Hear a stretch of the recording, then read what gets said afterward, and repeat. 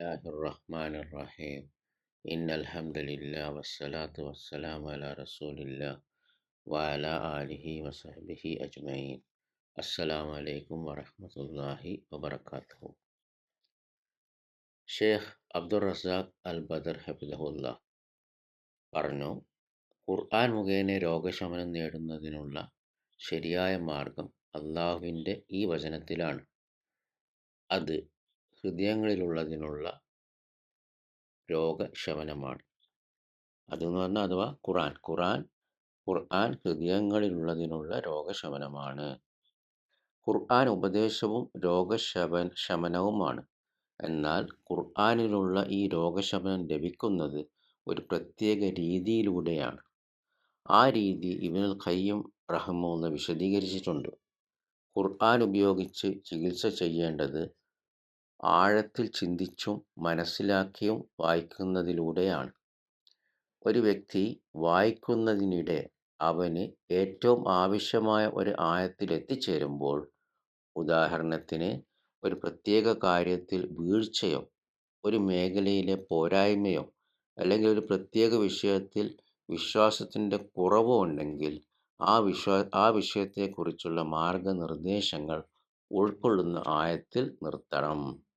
ശേഷം ഈ ആയത്ത് ആവർത്തിച്ച് വായിക്കുകയും അതിൻ്റെ അർത്ഥങ്ങളിലും മാർഗനിർദ്ദേശങ്ങളിലും സൂചനകളിലും ആഴത്തിൽ ചിന്തിക്കുകയും വേണം.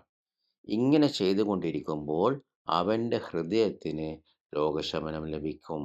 ഉദാഹരണത്തിന്, ചിലർക്ക് അസ്വാഭാവികമായ ഭയമുണ്ട്.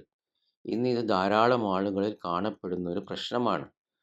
സ്വാഭാവികമായ ഭയം വേറെയാണ്. എന്നാൽ ചിലർക്ക് യാഥാർത്ഥ്യത്തിൽ ഇല്ലാത്ത കാര്യങ്ങളെക്കുറിച്ചുള്ള ഭയമോ ശൈത്താൻ മനസ്സിലിടുന്ന സംശയങ്ങളെയും ചിന്തകളെയും കുറിച്ചുള്ള ഭയമോ ഉണ്ടായിരിക്കും. അങ്ങനെ അവർ നിരന്തരം ഉത്കണ്ഠയിൽ കഴിയുന്നു.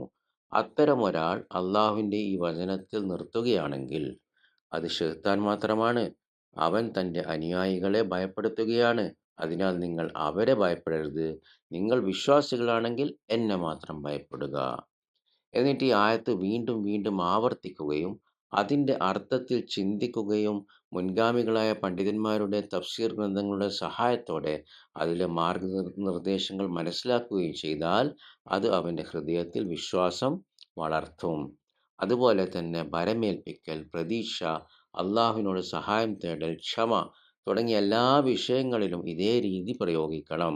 ഉദാഹരണത്തിന്, ഒരു ദുരന്തം ബാധിച്ച ഒരാൾ അള്ളാഹുവിൻ്റെ ഈ വചനം വായിക്കട്ടെ: ക്ഷമിക്കുന്നവർക്ക് സന്തോഷവാർത്ത അറിയിക്കുക. ഈ ആയത്ത് വീണ്ടും വീണ്ടും വായിക്കുമ്പോൾ അതിൽ എത്ര വലിയ ആശ്വാസമാണുള്ളത്. അവർക്ക് വല്ല ദുരന്തം ബാധിച്ചാൽ അവർ പറയും, ഞങ്ങൾ അള്ളാഹുവിനുള്ളവരാണ്, ഞങ്ങൾ അവങ്കലേക്ക് തന്നെ മടങ്ങുന്നവരാകുന്നു. ഖുർആനിലെ എല്ലാ ആയത്തുകളോടും പൊതുവായി ഈ ഉപകാരപ്രദമായ രീതി സ്വീകരിക്കണം. ഇബ്നുൽ ഖയ്യിം റഹിമഹുല്ലാഹ് പറഞ്ഞു, ആഴത്തിൽ ചിന്തിച്ചുകൊണ്ട് ഒരു ആയത്ത് വായിക്കുന്നത് മനസ്സിലാക്കാതെയും ചിന്തിക്കാതെയും മുഴുവൻ ഖുർആൻ വായിക്കുന്നതിനേക്കാൾ ഉത്തമമാണ്. ബാറക്കല്ലാഹു ഫീക്കും. ഹഫിദകുമുല്ലാഹ്. സുബ്ഹാനക്കല്ലാഹുമ്മ വബിഹംദിക അഷ്ഹദു അൻ ലാ ഇലാഹ ഇല്ലാ അൻത അസ്തഗ്ഫിറുക വഅതൂബു ഇലൈക്. അസ്സലാമു അലൈക്കും വറഹ്മത്തുള്ളാഹി വബറകാതുഹു.